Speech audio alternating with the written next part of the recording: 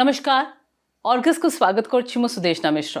आज आम एमती गोटे स्थान में अच्छे जो आम सहित दुई जन अतिथि अच्छा अतिथि 90s रो भी क्रेज आउ एबेका वेब सीरीज रे भी से ट्रेंडिंग करुँच यही कैरेक्टर एक्टर आम सहित अच्छा जो मैंने थिएटर रे काम कर सहित फिल्म रे भी सक्रिय अच्छा जेनजी पसंद वेब सीरीज रे भी अच्छा यही वेब सीरीज जहाँ समस्त को किमिया कर विभिन्न वेब सीरीज देखुते से फेमस सेलिब्रिटी को परिचय करवा डेरी करवानी आम सहित अच्छा थिएटर पर्सनालिटी फिल्म पर्सनालिटी आउ वेब सीरीज रो भी कैरेक्टर एक्टर कुमुद मिश्र आम सहित अच्छा मनोज पाहुआ।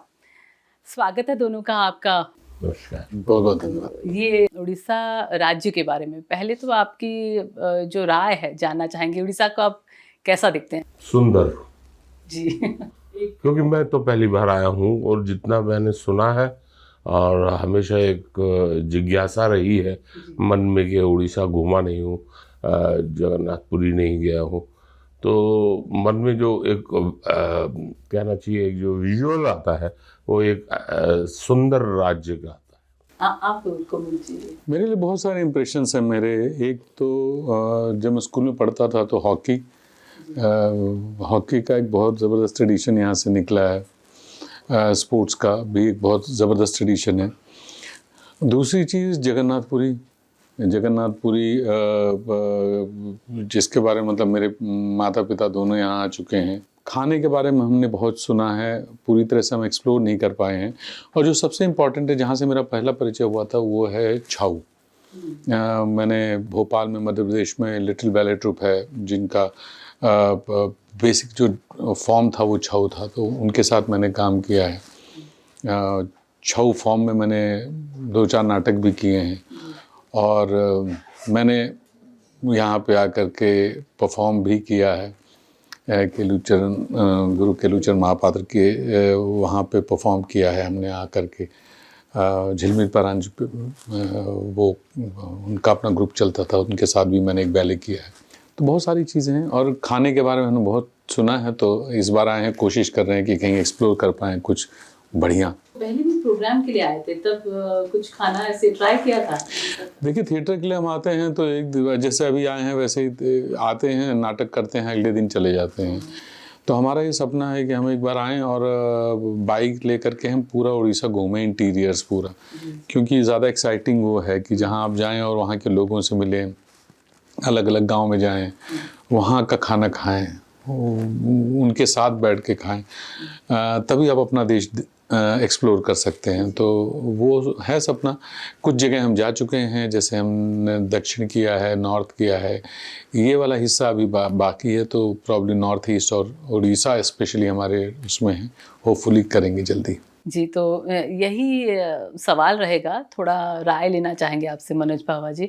जैसे कि आपकी सारी फिल्म भी हैं, तो उनमें आपका जो रोल रहता है, मैं एक आर्टिकल 15 फिल्म का एग्जाम्पल ले लूँ, तो आप उसमें पुलिस ऑफिसर हैं, आप दोनों एक साथ ही काम कर रहे हैं और ऐसा भी है उसमें कि एक साथ हमको काम करना है। एक डायलॉग भी है कि काम तो एक साथ करना है, तो क्यों इतना झमेला लेना है साथ में। तो ये जो आप इतने साल से काम कर रहे हैं, अभी जैसे कि उड़ीसा एक्सप्लोर करने की बात है, तो कितना एनर्जी है कि अभी बहुत सारा इंटीरियर एक्सप्लोर करना है, उड़ीसा के पहाड़ चढ़ने हैं, वो एंथुजियाज्म या वो एनर्जी कैसे रहती है? आप एक साथ कैसे चल लेते हैं सर? वो एनर्जी तो है क्योंकि हम लोग देखिए, हम जिस प्रोफेशन में हम काम करते हैं, हम एक्टिंग कह लें या हम लोग जो भी फिल्म बनाना, सीरियल बनाना, तो हम लोगों का काम जो है बेसिकली कहानियाँ बताना है, ज़िंदगी बताना है। तो हमारे एक काम का ही ये एक बड़ा इंटरेस्टिंग एस्पेक्ट है कि हम जितना लोगों के साथ रहेंगे, जितनी जगहें देखेंगे, जितनी कल्चर्स से मिलेंगे, उतना ही ज़्यादा हम अपने आप को एनरिच कर पाएंगे एज एन आर्टिस्ट। और दूसरी क्या होता है कि वो एक इनबिल्ट एक क्यूरियोसिटी भी है, शौक भी है, शायद इसी वजह से इस प्रोफेशन में आए भी हैं। तो हमको तो ये लगता है कि कुछ ऐसी व्यस्तता रहती है, अदरवाइज तो मन तो ये करता है कि बैग उठाएं और बस घूमें, लोगों से मिलें, जगहें देखें। उड़ीसा एक बहुत दिनों से लिस्ट में है, मेरी तो लिस्ट में है, और मैं अच्छा समय निकाल के आना चाहता हूँ। अभी तो ये समझ लीजिए कि आना जाना है। आए हैं हम लोग, एक फिल्म बनाई है हमने जो 80, उसकी एक प्रमोशन के लिए आए हैं, ताकि लोगों को पता चले कि भी ऐसे ऐसे फिल्म रिलीज़ हो रही है। अदरवाइज़ जो है कि इच्छा तो ये है कि अच्छा खासा 15-20 दिन निकाल के आके यहाँ बैठ के, जैसा कि आपने कहा कि पहाड़ों को देखें, झरनों को देखें, और जो इसकी असली सुंदरता है उसको एक्सप्लोर करें। मन तो वही करता है। अच्छा मनोज जी, कुमुद जी, आप दोनों का मतलब born and brought up Delhi में? I am born and brought up in Delhi. अच्छा। I am born in MP, brought up all over India because my father was in army, so wherever he would get transferred, I would get transferred with him and keep changing school. So ये एक इत्तेफाक रहता है कि अक्सर जो actor हैं ज़्यादातर आर्मी ऑफिसर रहते हैं, उनके फादर मदर जो भी, तो घूमने का भी मौका मिल जाता है, और वही वैरायटी एक्टिंग में भी आ जाती है शायद। पता नहीं उसकी वजह से वैरायटी आती है कि नहीं आती, क्योंकि वो तो खैर बहुत ही वो चॉइस की बात है, क्योंकि मैं एक्टर बना तो वो मेरा स्कूल का माहौल बहुत अच्छा था। जिस स्कूल में मैं पढ़ा हूँ उसका बहुत बड़ा इन्फ्लुएंस रहा है मेरे ऊपर, मिलिट्री स्कूल, और मेरे पिताजी का बहुत बड़ा इन्फ्लुएंस रहा, क्योंकि वो भी परफॉर्मर थे, वो भी रामलीला वगैरह करते थे और बहुत सुंदर करते थे, बहुत अच्छा गाते थे। बस वही एक गुण है जो मेरे पास नहीं आ पाया, गाने का मैं बहुत बेसुरा हूँ, वो बहुत सुंदर गाते थे। तो आर्मी में आने का कभी ऐसा सोचा नहीं? मतलब नहीं वहाँ था, पढ़े बहुत थे आप? लंबे समय तक सपना था। मैंने सीडीएस रिटन क्लियर किया, एसएसबी में गया, उसी से मैं ड्रामा स्कूल में भी हो गया था। तो उसका भी इंटरव्यू, दोनों के इंटरव्यू एक दिन के बाद थे, इलाहाबाद में और दिल्ली में। तो यहाँ का इंटरव्यू ख़त्म करके वहाँ गया, या वहाँ का इंटरव्यू वर्कशॉप करके यहाँ आया था। तो एसएसबी के इंटरव्यू, उसमें एसएसबी जब देने आया था तो मैं सिर्फ थिएटर और एक्टिंग की बात कर रहा था। तो कर्नल साहब ने पूछा कि आप यहाँ क्या कर रहे हैं? मैंने कहा मैं सिर्फ ये प्रूव करना चाहता हूँ कि मैं मक्कार नहीं हूँ, नकारा नहीं हूँ, क्योंकि उस समय हमारी जनरेशन में जब एक्टिंग में आते थे तो लोग बोलते थे कि कुछ नहीं कर पा रहा इसलिए एक्टिंग में आ रहा है। एकेडमिक्स को जरा तो मैं अपने परिवार को, डैडी को ये बताना चाहता था कि मैं चुन रहा हूँ ये प्रोफेशन। मैं आर्मी में भी जा सकता हूँ, मैं रिटर्न क्लियर कर चुका हूँ, पर मेरी चॉइस है ये मजबूरी नहीं है मेरी, या शौक नहीं है, सिर्फ मैं सीरियस हूँ उसको लेकर के। तो उन्होंने, ज़ाहिर है एसएसबी में नहीं होना था, क्योंकि आप वहाँ एक्टिंग की बात कर रहे हैं, आप रशिया से बैले करके आए हैं, मतलब वहाँ गए थे टूर पे, वहाँ से आए हैं, आप ड्रामा स्कूल की बात कर रहे हैं, तो कैसे होगा सिलेक्शन आपका? लेकिन मेरा सपना था, पहले जब हम छोटे थे तो मेरे मन में ये होता था कि आर्मी ज्वाइन करूंगा और थिएटर करूंगा। तब तो समझ में नहीं आता था कि ये दोनों कैसे हो सकता है। फिर स्पोर्ट्स मेरे जीवन का बहुत बड़ा हिस्सा था कि स्पोर्ट्स करूंगा और थिएटर करूंगा। फिर सब छनता गया और फिर से फाइनली थिएटर बचा, एक्टिंग बची। थिएटर से तो आप भी जुड़े हुए हैं, तो मतलब कैसा, मतलब वो रंगमंच का जो दुनिया था, वो थिएटर कैसा लगता है, या फिर फिल्म अच्छा लगता है, या वेब सीरीज जो भी कर रहे हैं, कौन सा ज़्यादा इंटरेस्टिंग लगता है? ज़्यादा कम की बात नहीं है। थिएटर एक तरह से कहना चाहिए कि उसने जन्म दिया है हमको। मैं आज जो भी मैं अपने आप को समझता हूँ वो मैं थिएटर की वजह से हूँ। मैं अदरवाइज़ एक दिल्ली में बॉर्न एंड ब्रॉट अप, एक बड़ी patriarchal society, Punjabi middle class, और बड़ा एक टिपिकल लड़का था। मेरे अंदर जो कुछ भी बदलाव आए हैं या जो कुछ भी मैंने थोड़ा बहुत भी समझा है वो थिएटर की वजह से ही। मुझे एक्चुअली रोजी रोटी तो ठीक है, पैसा तो आदमी कमा ही लेगा। पैसा मैं अगर अपने ऑटोमोबाइल बिजनेस में होता तो शायद आज जितना पैसा मैं कमा रहा हूँ उससे 10 गुना ज़्यादा कमा लिया होता। ऑटोमोबाइल इंडस्ट्री बहुत, और उस टाइम पे भी हम लोग बहुत अच्छा बिजनेस करते थे हमारे फादर का।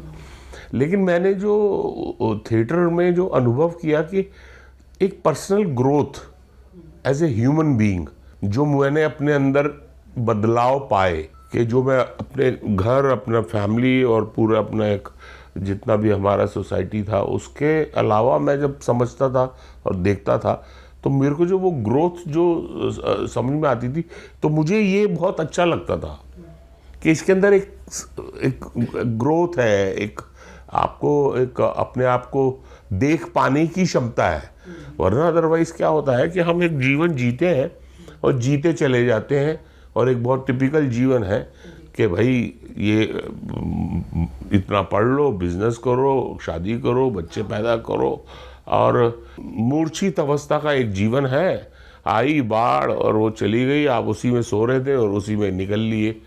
तो मुझे एक जीवन मिला थिएटर में, तो मुझे वो उसका मुकाबला किसी से नहीं कर सकते। हाँ, ये बात ज़रूर है कि फिर जो प्रैक्टिकल रीजंस होते हैं कि जब हम नाटक करते हैं उसमें उतना आर्थिक और फाइनेंशियल उतना लाभ नहीं हो पाता, तो फिर आदमी सोचता है कि थोड़ा सा फिल्म इंडस्ट्री की तरफ रुझान किया जाए, तो वो एक अगला एक थोड़ा सा स्टेप हो जाता है कि थोड़ा सा उसको। तो हम आज भी थिएटर इसीलिए करते हैं कि हमारा जो एज एन एक्टर और as a human being basic हमारा लाइन पे रहे, हम उस भटकाव में ना चले जाएं, उस ग्लैमर की दुनिया का ये बहाव है और अंधी दौड़ है कि आज ये नहीं, आज वो नहीं, आज वो अवार्ड नहीं और वो पैसा नहीं, ये नहीं वो नहीं, उससे बच के अपने बेसिक्स पे आ जाओ। तो थिएटर हमारे लिए वो एक तरह का एक उस तरह का वो स्थान है, कोई उसका कोई मुकाबला नहीं है। तो ये कहना कि इसमें ज़्यादा मज़ा आता है, कई लोग पूछते हैं कि एक्टिंग करते हैं थिएटर में ज़्यादा मज़ा आता है या फिल्म में मज़ा, वो अलग दोनों फॉर्म है, वो अलग दोनों फॉर्म है, लेकिन थिएटर की जगह अलग है। अच्छा, हर जगह जैसे आप घूमे हैं तो फिल्म प्रमोशन के लिए, वेब सीरीज़ हो या थिएटर के काम के लिए भी जाते हैं, उड़ीसा में थिएटर को कैसे देखते हैं, कैसा है? थोड़ा बहुत समझ जाता हूँ, थोड़ा बहुत समझ लेता हूँ। उड़िया देखिए, उड़ीसा के साथ क्या है कि मेरे बहुत ही प्रिय डायरेक्टर हैं सत्यव्रत राउत, ड्रामा स्कूल से हमारे सीनियर हैं, और मैंने अपने कुछ बहुत इंपॉर्टेंट नाटक जो है ना उनके साथ किए हैं। एक झिमिटी खेला, इनफैक्ट अभी वो शायद चल भी रहा है, उन्होंने दोबारा रिवाइव किया है। वो पहले उन्होंने झिमिटी खेला करके किया था, जिसके लिए उनको आई थिंक साहित्य अकेडमी का या संगीत नाटक अकेडमी का अवार्ड मिला था बेस्ट प्ले का, कई साल पहले। तब मैं ड्रामा स्कूल भी नहीं गया था। फिर उन्होंने पासा करके उसको हिंदी में भी किया था, छाऊ में, बहुत ही खूबसूरत नाटक था। रोशुमन करके एक नाटक है, वो भी उन्होंने छाऊ में किया, छाऊ शैली में किया था। मैंने यहाँ परफॉर्म किया है, और परफॉर्म करने का जो सुख है वो तो मिला है मुझे। ज़बरदस्त ऑडियंस मिली है। हमने यहाँ पे अपने पुराने चावल नाटक, शायद कॉमेडी भी हमने किया था, और होपफुली अगले साल हम सांप सीढ़ी लेकर के आ रहे हैं। तो यहाँ पे जब भी हमने परफॉर्म किया तो जो ऑडियंस का रिस्पॉन्स है वो ज़बरदस्त रहा है। जो थिएटर का विषय वस्तु यहाँ रहता है, कैसे मतलब है ये कनेक्टिंग लोगों के लिए? हाँ, मतलब भाषा, मुझे लगता था कि भाषा शायद आड़े आएगी, भाषा मुश्किल होगी, लेकिन नहीं आती है, नहीं आती, क्योंकि भुवनेश्वर लगभग बहुत हद तक जिसको कहते हैं कि एक one of the largest cities है, राजधानी है। जी हाँ, हाँ। तो और यहाँ पे बहुत जगह के लोग बसे हुए हैं, और एक भाषा आपको जोड़ती है, तो कहीं ना कहीं आप उससे रिदम से, और नाटक और किसी भी आर्ट फॉर्म में, सिनेमा या आर्ट फॉर्म, अगर वो अच्छा है तो भाषा उसके आड़े कभी नहीं आती है। ये लैंग्वेज इतना इजी है, तो कुछ वाक्य अगर आप दोनों कह सकते उड़िया में? अरे बाप रे बाप रे, इधर तो मैं तो भाषा में इतना खराब हूँ कि अभी पंजाब गया तो वहाँ पंजाब मैं ये तो फिर भी बोल लेते हैं। वो तो मैं इसलिए बोल लेता हूँ क्योंकि मैं पंजाबी हूँ। उड़िया कोई बोले तो समझ लेते हैं, समझ लेते हैं। जैसे कि कोई आपसे मिले तो बात की केमिति अच्छंती, क्या समझते हैं इससे आप? हाँ, क्या फिर से बोलिए? केमिति अच्छंती, कैसे हैं आप? हाँ जी, हाँ, यही तो है, यही तो है, कैसे हैं आप? जी, तो आसान है ये समझना। हाँ, और थोड़ा सा बंगाली के नजदीक है। हाँ, नजदीक है। हाँ जी। और बंगाली और नजदीक करेंगे तो लड़ भी जाएंगे। हाँ, नहीं आपस में इनकी लड़ाई भी है। इनको लगता है कि वो बंगालियों को लगता है कि उनका रसगुल्ला ज्यादा बेटर है, उड़िया लोगों को लगता है वो उनका बेटर है। लेकिन क्या सच बताइए, असल में छेना जो छेना की मिठाई है यहाँ से है ना? हाँ, असल में यहाँ से है, यहाँ से छेना की मिठाई। लेकिन अगर बंगाल में कलकत्ता में जाके गए तो जगन्नाथ परंपरा से जुड़ा हुआ है, तो यही का। और बंगाली लोग बोले नहीं हमारा है। यहाँ है कि भगवान जब जाते हैं रथ यात्रा पर, लौट कर आते हैं तो माँ लक्ष्मी को मनाने के लिए रसगुल्ला खिलाकर फिर उन्हें लाते हैं। अच्छा, तो थिएटर की बात हुई, अभी जैसे कि वेब सीरीज़ वगैरह आप कर रहे हैं, तो इसमें कैसे रुझान हुआ? मतलब वेब सीरीज़ का वो जो ट्रेंड चल रहा है, या फिर वेब सीरीज़ कितने वेराइटीज़ देख रहे हैं, तो कैसे वेब सीरीज़ पे?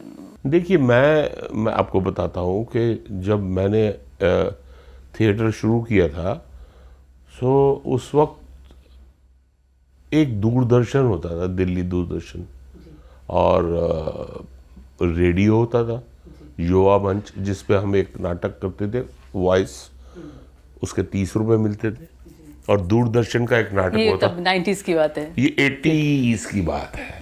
मतलब 85 हाँ, 86 आपका तो के। जन्म भी नहीं हुआ होगा। हाँ, मैं मतलब 81 की 90 बात से कर रहा पहले हूँ, हो मैं गया है 81 की बात कर रहा हूँ। मैं वो अगर मैं ऑफिस थोड़ा भी देखी बिल्कुल हूँ। प्रिसाइज बोलूँ तो मैं तो पहले ही 80 में आ गया था मंडी हाउस में, लेकिन 81 में मैंने जो है मैट्रिक पास किया था, तो मैं मंडी हाउस में आ गया था, युवा मंच का ऑडिशन दिया था।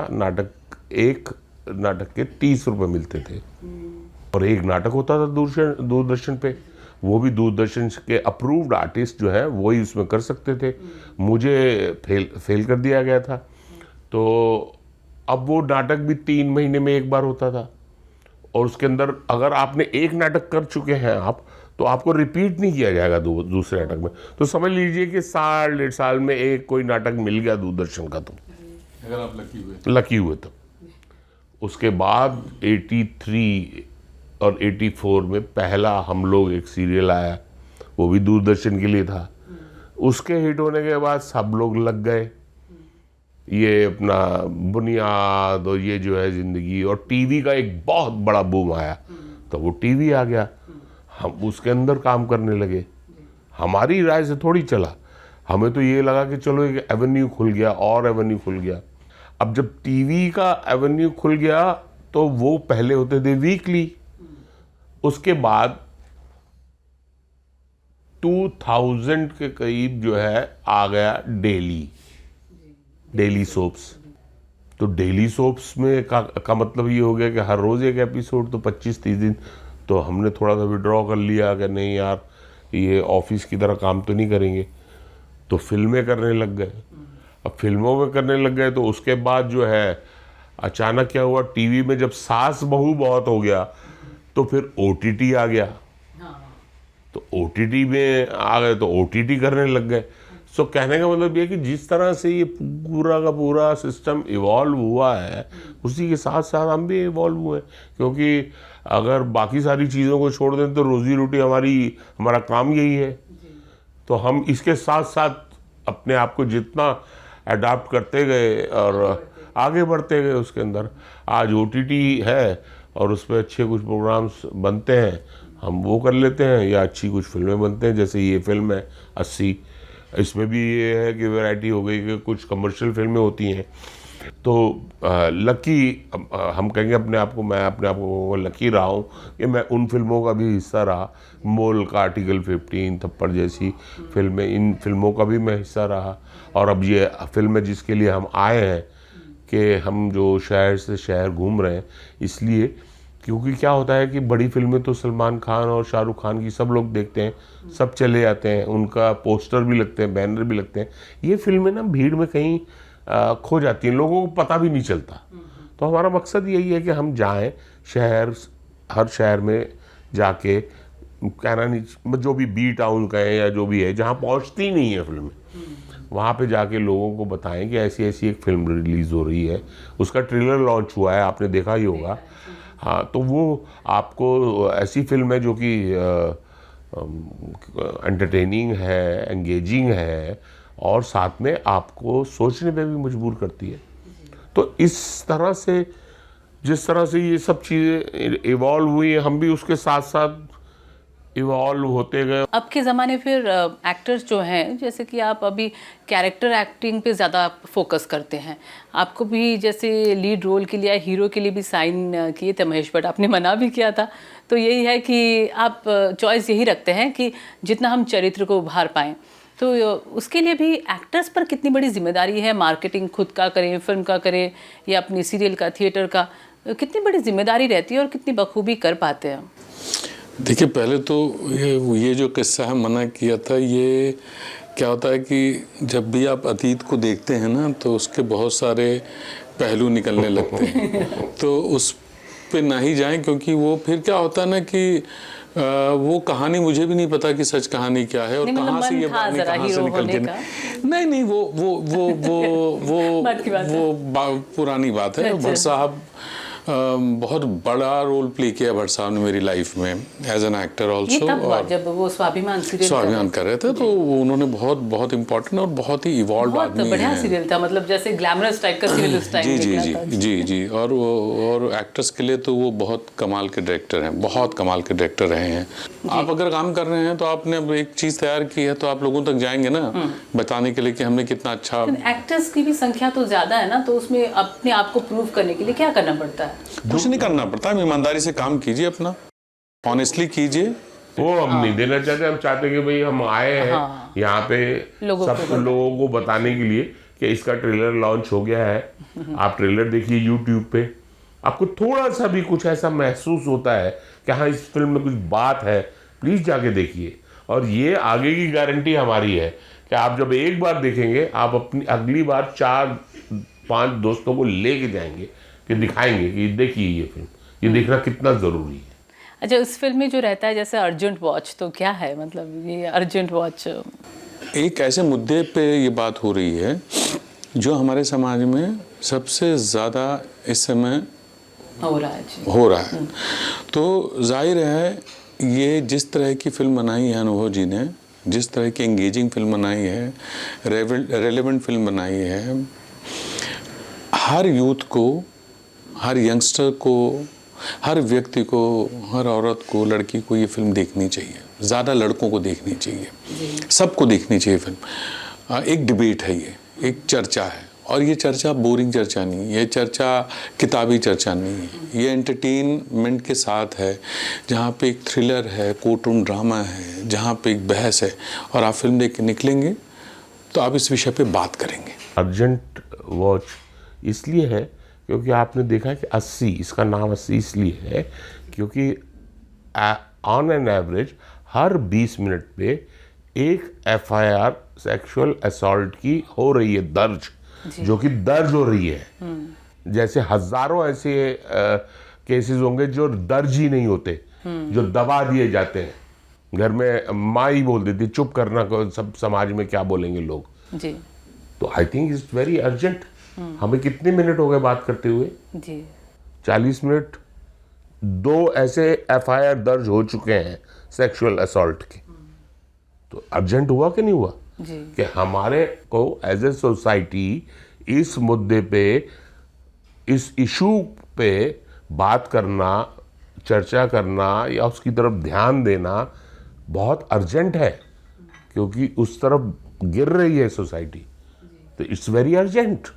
एक और सवाल ज़रूर पूछूंगी, मिस हो जाएगा वरना, कि उड़िया फिल्म अगर मिले या थिएटर भी करना चाहेंगे? नहीं, मेरी तो बात चल रही है जी। एक उड़िया फिल्म के लिए, तो होपफुली जल्दी ही करेंगे। थैंक यू, हमें वक्त देने के लिए बहुत बहुत शुक्रिया। थैंक्स।